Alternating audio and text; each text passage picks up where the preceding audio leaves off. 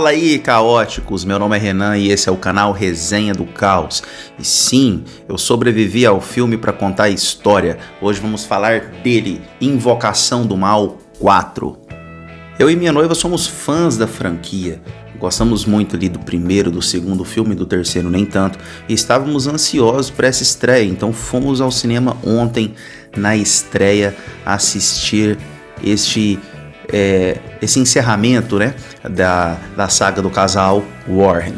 Caso você tenha vivido numa caverna nos últimos 10 anos e não sabe do que se trata, né, Invocação do Mal, ela conta a história real do casal Ed e Lorraine Warren, que saía aí pelo mundo investigando vários casos e mistérios paranormais. Por que as aspas gigantescas? Porque há controvérsias, né? Dizem que essas histórias são baseadas em fatos reais, então tem quem acredita, tem quem não acredita. Eu prefiro encarar que Hollywood aumenta pra cacete, né? Então, provavelmente não foi assim que as coisas aconteceram. Esse é o quarto filme da franquia, Invocação do Mal, quarto e o último, né? Se chama O Último Ritual.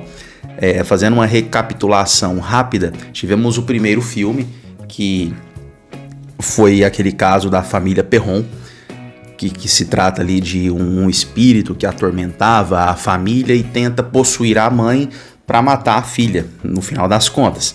O segundo filme, que na minha opinião é o melhor, logo muito próximo ali do primeiro, eles não estão tão distantes não, mas eu ainda prefiro o segundo, que é onde nos é apresentado a figura da freira, o Valak, o demônio, o profano. Aquele filme foi excelente para mim, ele me traz assim os melhores sustos desses filmes, desse Invocaverso. A figura do Valak, ele é uma figura muito marcante, tá? Pra mim aí no gênero de terror. E aí tivemos o terceiro filme, que pra mim foi muito abaixo dos outros, tá? O terceiro filme ali conta a história de uma bruxa que queria vingança ali por algum motivo que eu até esqueci. Mas estamos aqui agora. Invocação do Mal 4, O Último Ritual. Esse filme ele veio prometendo ser mais assustador do que os outros, encerrar aí com chave de ouro essa saga do Ed e da Lorraine. E aí, será que ele conseguiu? Bom, então bora lá falar um pouco desse filme sem spoilers. O filme ele começa alguns anos atrás, ali com o Ed e a Lorraine mais jovens. A Lorraine está grávida da filhinha deles, que é a Judy, que nesse filme ela já vai estar adulta, já vai estar noiva, ela vai se casar. E eles enfrentam ali uma ameaça que no meio dessa investigação eles sofrem um contratempo. A Lorraine tem que ir pro hospital ali às pressas e eles não voltam para resolver esse caso. Ele é um caso que o Ed e a Lorraine estavam no início da carreira, teve esse acontecido e eles deixaram para lá. Passaram-se alguns anos e o artefato que eles encontraram nesse caso quando eles eram mais jovens agora foi parar nas mãos de outra família, né? O Ed e a Lorraine seguiram a vida, ok?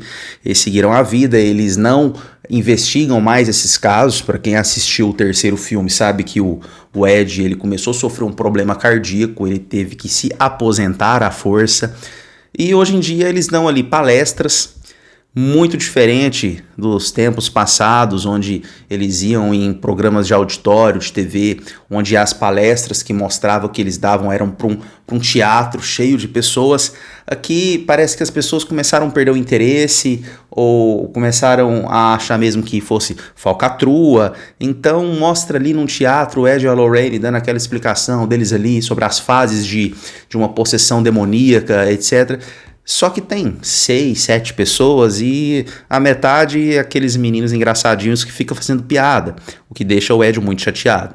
Enquanto isso, lá do outro lado, lá em outra cidade, na Pensilvânia, tem uma família que recebe aí esse artefato lá que eles enfrentaram, né? O Ed e a Lorraine enfrentaram no passado e começa a acontecer aquelas coisas ali misteriosas, aquelas coisas assustadoras de praxe. Aqui eu já levanto um ponto, tá? Essa é uma puta de uma família grande, ela é uma família composta de 8 pessoas. é o casal ali, né, que é o pai e a mãe. Aí eles têm 4 filhas, 2 mais novinhas e 2 mais velhas. Tem um episódio lá, inclusive, da crisma de uma dessas, da segunda filha mais velha, que começa, assim, de fato, a acontecer algumas coisas pela casa. E ainda tem os avós deles que moram com eles. E pra mim, eu já vou falar o maior ponto negativo desse filme, tá? Esse filme, ele tenta desenvolver essa família, ele tenta desenvolver esses personagens. Ele gasta um tempinho ali com essa galera pra fazer o quê? O público, nós, né, nos conectarmos com eles pra gente sentir o medo que eles estão sentindo, pra gente temer a morte de algum deles, mas ele não consegue. Galera, eu assisti o filme ontem, eu não me lembro do nome de ninguém dessa família, é incrível. Enquanto do segundo filme, até hoje eu me lembro do nome lá da garotinha que é possuída, que é a Janet, eu lembro do nome da mãe dela, que é a Peg. Agora desse filme eu não me recordo do nome de ninguém, então pra mim falhou nesse aspecto. Comprometeu a trama? Comprometeu o filme? Não. Bom, a trama se segue e apesar do Ed e a Lorraine estarem aposentados, uma série de eventos, tá, faz com que eles se envolvam no caso. Então, de repente, eles estão lá no meio da bagunça, eles estão lá na casa e se sentem obrigados a ajudar aquela família, obrigados a resolver aquela questão. Rapidamente, a Lorraine assimila que aquela é a entidade que eles enfrentaram lá no passado, quando eles estavam começando. E começa a acontecer, susto pra lá e pra cá. E aqui agora eu quero destacar pra mim um aspecto positivo desse filme. Primeiro aspecto positivo desse filme, que são os sustos, os famosos jump scares.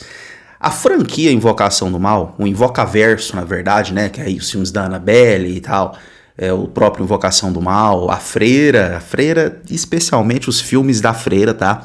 Começaram a ser muito criticados pelos jumpscare forçados. Não só forçados, como telegrafados. Primeiro que aquele susto que se assusta mais com o alto volume da trilha sonora repentino do que com a situação em si. E segundo que era muito telegrafado. Você sabia que a pessoa ia estar no banheiro, que ela ia olhar pro vidro, pro espelho ali do banheiro, e não ia ter nada. Ela ia virar pro lado, ela ia olhar pra frente, ia ter uma assombração lá pra assustar ela. Era muito telegrafado. E ficou batida essa fórmula. Aqui, não. Nesse filme, tem uns sustos que pegam, tá? Porque eles são construídos ali, a cena, o desenvolvimento da cena é construído de uma maneira sutil. Você realmente não tá esperando, viu? Em vários momentos você não tá esperando o susto e aí aparece ali o capeta na sua frente. Então teve gente ali no cinema que eu tava assistindo que pulou da cadeira, que gritou. Claro, sempre tem aquelas pessoas um pouco mais afetadas por esse tipo de conteúdo, né? Mas tem vários momentos ali, ó, bacaninha. Outro ponto pra mim que o filme acertou muito, que ele aprendeu com o erro do filme passado, tá? Do terceiro filme, foi com a Lorraine. A Lorraine, lá no primeiro filme, ela investiga essas situações, ela tem ali como se fosse uma clarividência, ela é sensitiva, mas é algo que você aceita, é aceitável. Chega até a ser crível, falar, não, ela tem uma sensibilidade maior para esse tipo de coisa. No segundo filme, segue o mesmo modelo. Agora, no terceiro filme, a Lorraine, ela é um membro dos Vingadores. Ela praticamente tem superpoderes no terceiro filme. E aquilo descaralhou completamente o tom que a franquia vinha tendo, né, ao decorrer dos anos. E aqui nesse quarto filme se esqueceram completamente destes poderes que a Lorraine tinha, graças a Deus esqueceram. E ela voltou a ser ali uma investigadora, tal, tem ali o dom dela de um certo nível de clarividência, ela é sensitiva ainda, ela sempre tá com aquela cara que parece que enxerga fantasma até quando vai na padaria, aquela cara de assustada, assim, ela consegue transmitir. A Vera Farmiga é uma puta de uma atriz, ela consegue transmitir essa tensão pra gente, esse medo, esse clima, esse ambiente que tem alguma coisa errada, tem alguma coisa pesada ali no ar, algo tenebroso acontecendo.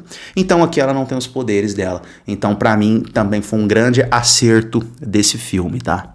E a trilha sonora, como eu disse, aqui ela é sutil, também.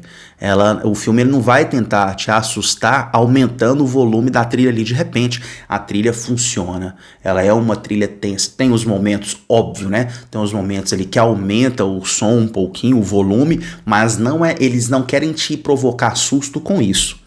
Jamais. Inclusive tem cena ali que é praticamente silenciosa, totalmente ali num ambiente fechado, em silêncio, e que acontece e te pega ali a situação. E a trama em si desse filme, ela é muito parecida na estrutura com o segundo. Eu digo na estrutura da entidade ali que eles enfrentam, né? Do que ela é, do que se trata essa entidade, o que essa entidade faz e o que essa entidade quer fazer, qual o objetivo desta entidade. É muito semelhante, só que não chega perto do segundo pra mim, tá? Pra mim, quando o vilão principal ali do segundo filme, às vezes que ele aparece, que é a freira, como eu disse no início do vídeo, ela é uma presença muito imponente, e aqui você não tem essa mesma sensação. Bom, dito isso, Renan, então parece que você menos gostou do filme do que gostou? Não, pessoal, eu adorei o filme. Eu sou um amante de filmes de terror, eu e minha noiva, todo filme de terror que aparece sim, a gente assiste, os bons, os ruins, e a gente tá falando do mercado, de um gênero que é difícil ter filme bom. Então assim, o pior filme de Invocação do Mal, ele é muito melhor do que 99% das merdas que você encontra aí pra estar assistindo, tá? Então pra mim ele é um ótimo filme. É porque a régua do primeiro e do segundo, na minha opinião, ela é muito alta, mas ele ainda é muito melhor do que o terceiro, tá? Inclusive, meu ranking é esse. É o 2, depois o primeiro, este que é o quarto, né? O Último Ritual, e lá no fundinho do poço, o terceiro filme. E minha nota para esse filme é um 8 de 10. Nota 8 de 10, estou considerando aqui gênero do terror. Comparando com o que a gente tem no mercado, isso aqui é uma obra de arte. Quem curte a franquia vai gostar desse filme. Quem não curte, tá indo lá a primeira vez, vê de qual vai ter alguns sustos sinceros, tá? E é isso. Deixa aqui no comentário se vocês já assistiram ao filme ou se vão assistir, tá? Quem já viu, não deixe spoiler, não vamos estragar a experiência do coleguinha. Se inscreva no canal para não perder os próximos vídeos. Esse é o nosso primeiro vídeo aqui no Resenha do Caos. E é isso daí. Até mais.